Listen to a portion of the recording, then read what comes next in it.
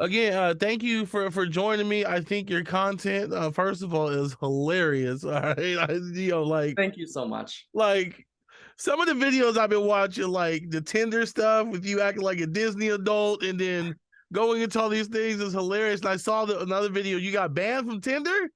I got banned from Tinder. I've been playing a lot of different characters on there, and they finally caught me, and I paid the price. Yeah, But good thing is, there's always plenty of other dating apps, for sure.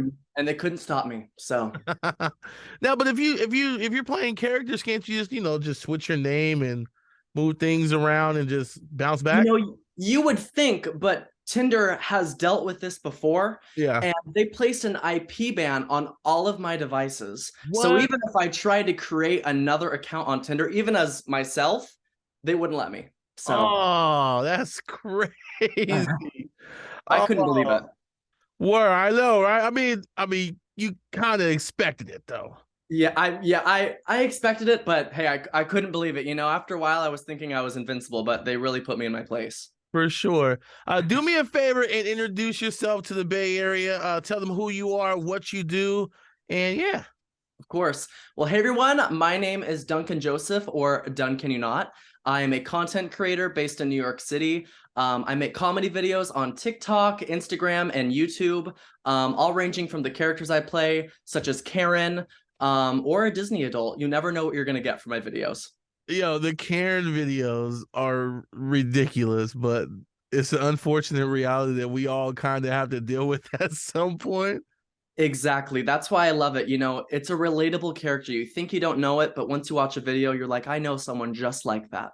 For sure. How many Karen encounters have you actually had? Oh my gosh. In New York City, the number has actually spiked a bit, which I wasn't expecting, Yeah. but it's doubled now that I've been here. So, Oh my goodness. but the good thing is it's a lot of ideas and inspiration for my videos. Anything for content, you love it. You love it. What part of the country are you originally from? I'm originally from Seattle, so West Coast. Okay, so you on the west side. All right, we're not too far from each. Well, now we're extremely far from each other. But Seattle, so that's where you grew up and everything. It's where I grew up. And when I was 18, I actually did a road trip down to LA and then lived there for a year and a half until New York. Word, that's exciting. Was it scary? It was a little daunting, but I had just turned 18, and I just wanted to change. And I had my best friend there to do it with me, so it made it a lot easier. What advice do you have for younger people that are like hitting 18, wanting to move out, wanting to jumping into creating, going down to LA, moving to that particular scene? What advice, what kind of tips can you give them to help them avoid some kind of issues?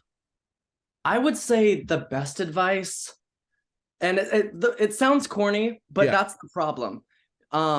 You really just have to be yourself and be honest with yourself. And a lot of people hear that and then dismiss it. Oh, I've heard that before.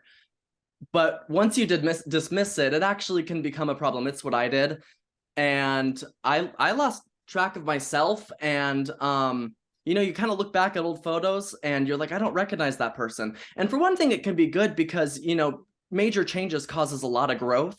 For sure. Um, but forcing it or going too fast, or not holding the people by your sides that care about you the most can cause a lot of problems. And I know we've heard that advice before. And I heard it too, but because that I dismissed it.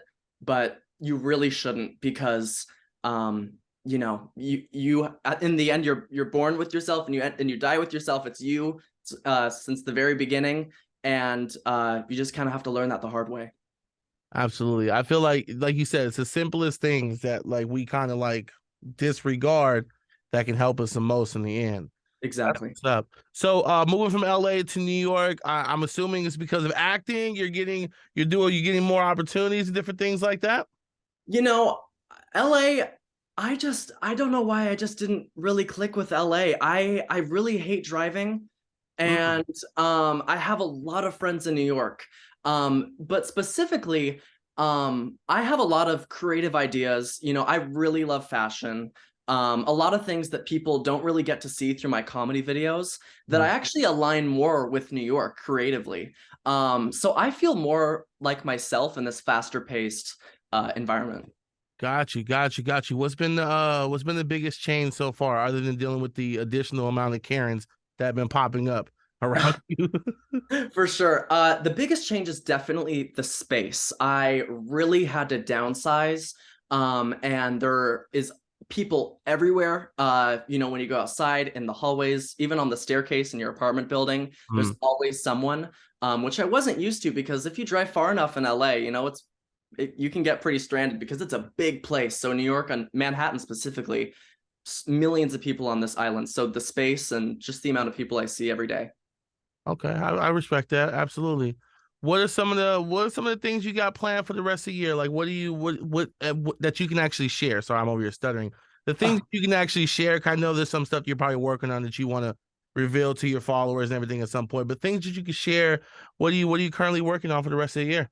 Yeah, for sure. I think for the next of the year, I'm really just gonna focus on, you know, broadly putting more of myself in my videos because there's Mhm. been a lot of characters.